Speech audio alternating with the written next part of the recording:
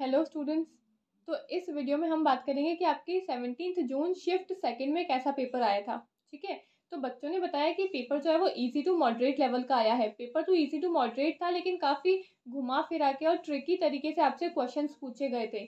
जो चैप्टर्स थे वो उसी सिलेबस में से ही थे, कि जो टॉपिक्स आपको बताए गए हैं सिलेबस में उसी में से आपके क्वेश्चंस आए थे, लेकिन काफ़ी घुमा फिरा के एनटीए ने पूछे थे। तो वो तो एनटीए की ट्रिक होती है बच्चों को फंसाने की, है ना।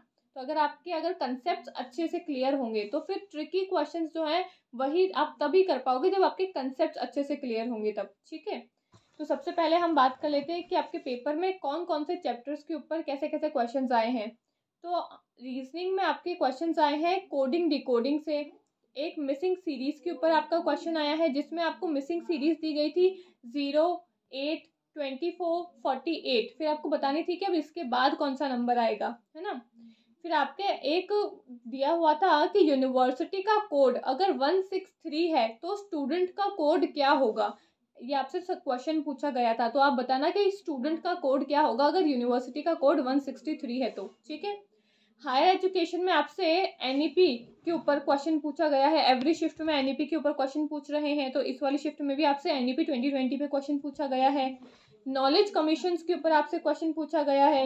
ठीक है, फिर आपको पूछा था कि arrange some universities year wise, यानी कि आपको कुछ यूनिवर्सिटीज के नाम दिए थे, उनको आपको ईयर वाइज अरेंज करना था। तो ऐसा कुछ क्रोनोलॉजी का क्वेश्चन आया था।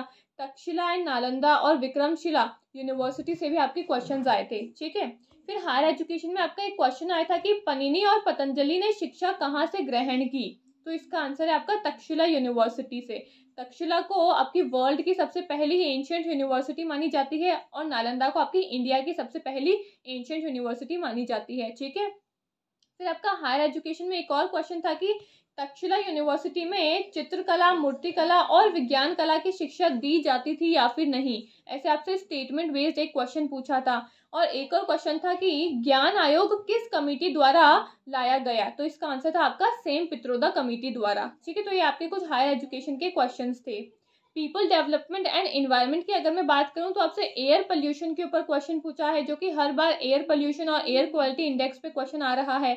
ग्लोबल क्लाइमेट चेंज के ऊपर आपका क्वेश्चन था, और ग्रीन हाउस गैस के ऊपर भी आपका क्वेश्चन था। टीचिंग एप्टीट्यूड की अगर मैं बात करूं तो आपसे इवेल्युएशन और असेसमेंट पे क्वेश्चन पूछे गए हैं। तो टीचिंग एप्टीट्यूड में आप लर्नर्स के कैरेक्टरिस्टिक्स जो है आपकी लर्निंग के कैरेक्टरिस्टिक्स वो, और इवेल्युएशन वाला पार्ट तो बिल्कुल अच्छे से पढ़ के जाना अगर आपका अब 2-3 दिन में एग्जाम है तो। ठीक है, रीडिंग रिसर्च की अगर मैं बात करूं तो रिसर्च एप्टीट्यूड में आपके प्लेगैरिज्म के लेवल्स के ऊपर क्वेश्चन आया है। तो 2-3 शिफ्ट में देखा गया है कि प्लेगैरिज्म के लेवल्स के ऊपर क्वेश्चन पूछ रहा है एनटीए। ठीक है, इस बार भी आपसे पूछा गया है कि 57% अगर आप प्लेगैरिज्म करते हो अपने रिसर्च में तो वो कौन से लेवल का प्लेगैरिज्म होगा। तो वो होगा आपका सेकेंड लेवल का। एक दिन पहले भी पूछा था कि अगर 47% अगर आप प्लेगैरिज्म करते हो अपने रिसर्च में तो वो कौन से लेवल का प्लेगैरिज्म होगा। वो भी आपके सेकेंड लेवल का प्लेगैरिज्म होगा। तो प्लेगैरिज्म में टोटल 4 लेवल्स होते हैं, 0, 1, 2 एंड 3। 0 लेवल के प्लेगैरिज्म में आप करते हो 0 to 10% का प्लेगैरिज्म। फिर फर्स्ट लेवल में आप करते हो 10 to 40 लेवल का 40% का प्लेगैरिज्म। फिर सेकंड लेवल में आप करते हो 40 to 60% का प्लेगैरिज्म, और फिर थर्ड लेवल में आप करते हो अबव 60% का प्लेगैरिज्म। ठीक है, तो आपको लेवल्स ऑफ प्लेगैरिज्म विद उनकी पेनल्टीज क्या है वो आपको पता होनी चाहिए। फिर आपसे वैलिडिटी के ऊपर भी क्वेश्चन पूछा जा रहा है कि वैलिडिटी क्या होती है, एक्सटर्नल वैलिडिटी और इंटरनल वैलिडिटी क्या होती है। इससे भी आपसे काफी शिफ्ट्स में क्वेश्चन पूछे गए हैं। ठीक है, फिर एक आपका न्यूमेरिक क्वेश्चन था टेस्ट को लेकर, कि जो आपके हाइपोथेसिस टेस्टिंग में जो डिफरेंट टेस्ट है ना उनसे रिलेटेड आपका एक न्यूमेरिक क्वेश्चन था। और फिर आपके टी टेस्ट के ऊपर भी एक क्वेश्चन आया था रिसर्च एप्टीट्यूड में। ठीक है, मैथ्स की अगर मैं बात करूं तो इसमें आपसे नंबर सीरीज के ऊपर क्वेश्चन पूछा गया है। पाइप सिस्टर्न से आपका एक क्वेश्चन पूछा गया है। Area of circle, work and time के ऊपर भी आपका क्वेश्चन आया है। आईसीटी में आपसे एमएस एक्सेल का फॉर्मूला पूछा गया है। तो एमएस एक्सेल आपका 2-3 बार पूछ लिया है, तो एमएस एक्सेल को भी आप अच्छे से पढ़ के जाना। ठीक है, ऑपरेटिंग सिस्टम के फंक्शंस से रिलेटेड आपका एक क्वेश्चन था। फिशिंग क्या होती है, स्पाईवेयर क्या होता है, इससे आपका आईसीटी के अंदर क्वेश्चन पूछा गया है। लॉजिकल रीजनिंग की अगर मैं बात करूं तो वही सेम फैलेसीज के ऊपर क्वेश्चन आया है, और वो फैलेसी आई है आपकी रेड हियरिंग की फैलेसी। मैंने अपनी वीडियो में भी बताया था कि रेड हियरिंग की फैलेसी क्या होती है। जब आप किसी टॉपिक के ऊपर बात कर रहे हो लेकिन किसी दूसरे टॉपिक से आप डाइवर्ट हो जाते हो, ठीक है, आप किसी टॉपिक पे बात कर रहे हो और आप अपनी टॉपिक से डाइवर्ट होकर किसी दूसरे टॉपिक पे चले जाते हो, तो वो होती है आपकी रेड हियरिंग की फैलेसी। तो फैलेसी से एवरी शिफ्ट में 2 क्वेश्चन तो कम से कम आ ही रहे हैं। ठीक है, इंडियन लॉजिक से क्वेश्चन आ रहे हैं, तो फैलेसी, इंडियन लॉजिक है ना, ये तो आपका जो IR है, LR है आपका, लॉजिकल रीजनिंग, उसका आपका फेवरेट टॉपिक है ये तो। ठीक है, पैसेज जो है वो आपका इजी था, इतना डिफिकल्ट नहीं था।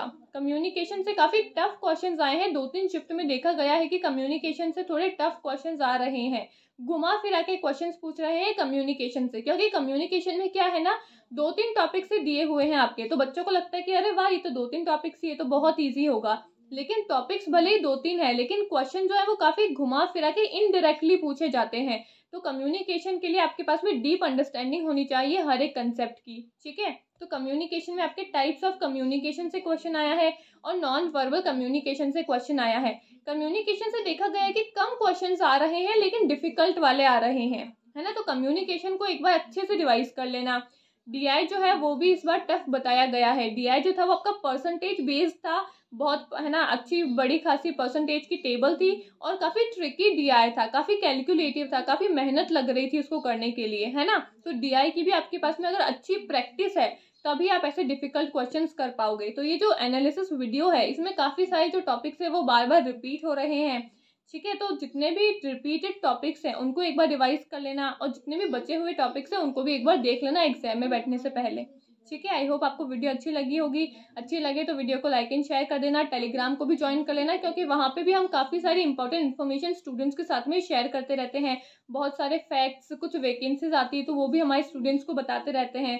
ठीक है, तो टेलीग्राम को ज्वाइन करना बहुत इंपॉर्टेंट है। ठीक है, थैंक यू।